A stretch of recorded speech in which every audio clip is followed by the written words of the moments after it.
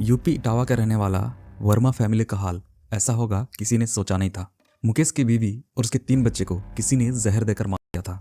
51 साल का मुकेश एक ज्वेलरी का व्यापारी था। वो दिल्ली से आभूषण लाकर इटावा, कानपुर और आगरा में सप्लाई किया करता था। उसके घर में मुकेश को मिलाकर 5 लोग थे। मुकेश की बीवी रेखा और 3 बच्चे, भाव्या, काव्या और छोटा बेटा अवशिष्ट। रेखा मुकेश की दूसरी बीवी थी। उसकी पहली बीवी थी नीतू, जिसकी मौत कैंसर से 2003 में हो गई थी।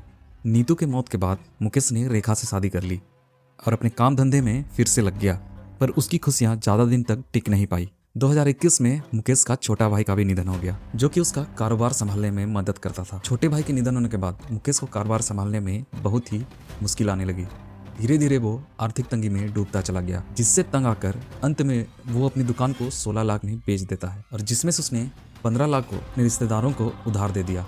पर रिश्तेदार भी बेईमान निकले, उन्होंने उसके पैसे वापस नहीं दिए। अब रिश्तेदारों से भी रिश्ता में दरार आने लगी। ये सब देखकर मुकेश और भी आर्थिक तंगी और डिप्रेशन में डूबता चला गया। रेखा उसे सपोर्ट करने की बहुत कोशिश की, पर उसका हालत बद से बदतर होता चला गया। फिर एक दिन मतलब 11 नवंबर 2024 को रेखा और भाव्या के फ़ोन के स्टेटस में एक लाइन लिखा था कि अब हमारा परिवार नहीं रहा। ये देख रिश्तेदारों में हड़कंप मच गई। सबने कॉल किया, पर किसी ने फ़ोन रिसीव नहीं किया।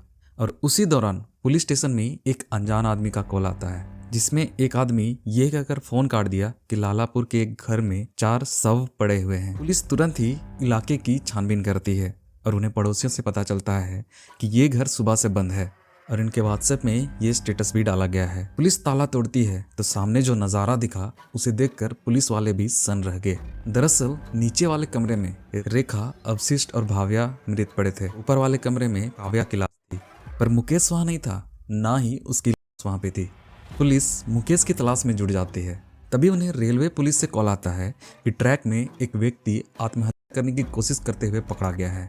पुलिस के पूछताछ करने पर पता चलता है कि वही मुकेश है, और वो ये कबूल भी करता है कि उसी ने अपने परिवार को मारा है।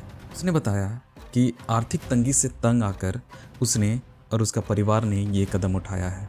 वो बताता है कि वो अपनी पत्नी के साथ ये योजना बनाई थी कि वो अपने पूरे परिवार के साथ मर जाएगा, और पत्नी की इस सलाह से उसने 10 नवंबर को अपने बच्चों का मनपसंद पिज्ज़ा मंगवाया और उसमें बेहोशी की दवा डाल दी, और जैसे ही बेहोश हो गए उसने उन्हें गला घोंट कर मार दिया और खुद रेलवे ट्रैक पर आत्महत्या करने के लिए आ गया।